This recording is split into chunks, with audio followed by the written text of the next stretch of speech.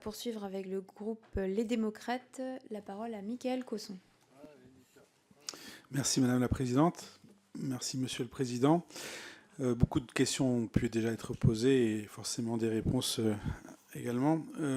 Pour faire court et puis pour tenir compte de vos propos, vous avez signalé en fait votre inquiétude quant à la faiblesse de l'industrialisation et notamment avec vos exigences qui sont forcément de plus en plus fortes et surtout avec aussi la montée en charge due à la relance du nucléaire. Donc j'aurais une première question, c'est de savoir un petit peu comment vous voyez les choses pouvoir se résoudre si on a l'ambition que vous avez au sein de cette fusion, mais également avec ce plan de relance. L'autre point, en fait, c'est justement cette fusion forcément a apporté des changements à avoir au sein de vos deux structures.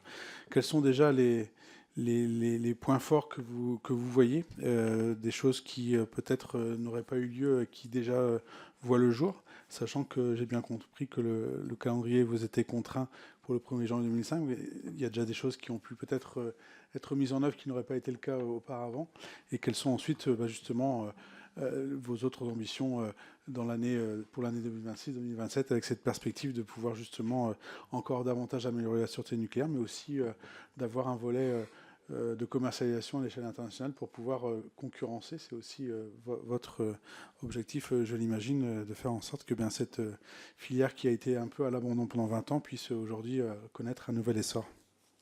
Merci Monsieur le député. Monsieur le Président. Merci Madame la Présidente, Monsieur le député Cosson. Alors il y a des choses qui ont été déjà réalisées depuis que nous discutons du rapprochement de l'ASN et de l'IRSN et qui produisent des effets tout à fait positifs. Bon, tout d'abord, je l'ai évoqué tout à l'heure, nous avons la semaine dernière, je crois que c'est la semaine dernière ou il y a 2 semaines, je ne sais plus exactement, fait pour la première fois une simulation de fonctionnement en situation d'urgence avec un centre de crise unique. Ce n'était pas le cas. L'intervention de l'ASN et de l'IRSN était séquencée en situation de crise. Il y a un accident ou un événement important sur une installation nucléaire. Nous étions mobilisés. L'IRSN avait une cellule pour examiner la situation, faire des prévisions d'évolution, nous transmettait le résultat de son travail et en tant qu'autorité de sûreté nucléaire, en appui des pouvoirs publics, nous élaborions nous-mêmes une proposition sur la gestion des suites de cet accident. C'était un système séquencé qui était moins robuste et parfois mettait plus de temps à fonctionner. Là, nous sommes dans une unité de lieu, dans le même centre de crise.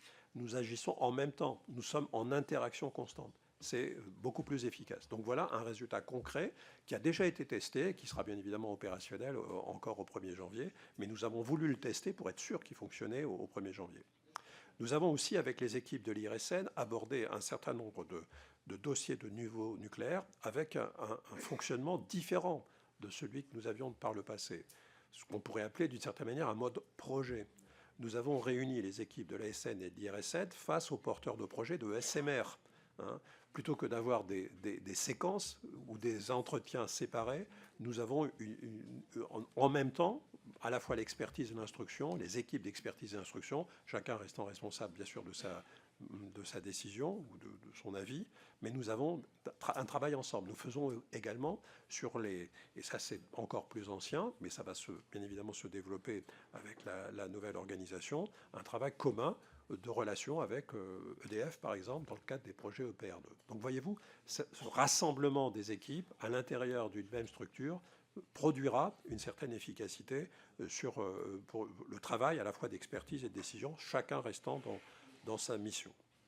Il y a un sujet que je n'ai pas évoqué, je réponds à votre question sur les autres ambitions, qui est quelque chose de nouveau pour nous, ASN.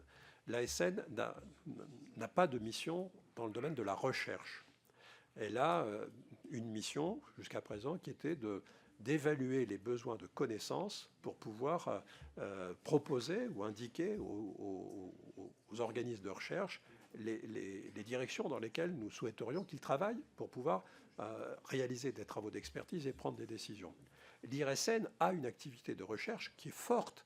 Je dirais même que c'est une caractéristique qui va nous distinguer de nos homologues à l'étranger. Tout à l'heure, je disais qu'il y avait beaucoup d'autorités de contrôle à l'étranger qui avaient déjà rassemblé l'expertise et l'instruction.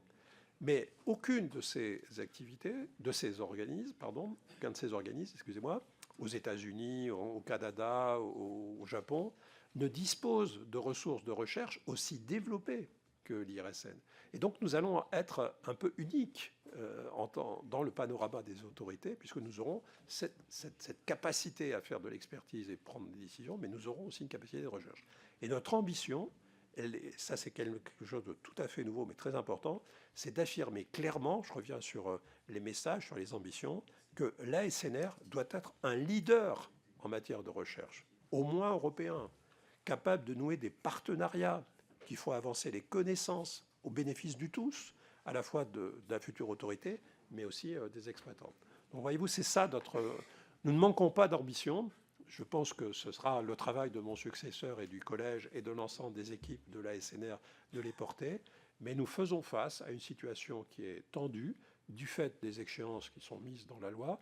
Et nous avons une approche pragmatique, une approche opérationnelle pour que le cap du 1er janvier puisse être passé. C'est ça notre objectif. Mais il y a de quoi faire. À travers mon message, je voudrais aussi parler au personnel de l'ASN et de l'IRSN qui nous écoutent, qui ont émis leurs avis. Voilà. Ne pensez pas que nous manquons d'ambition. Pour tous, pour vous, pour nous, pour la France, nous en avons.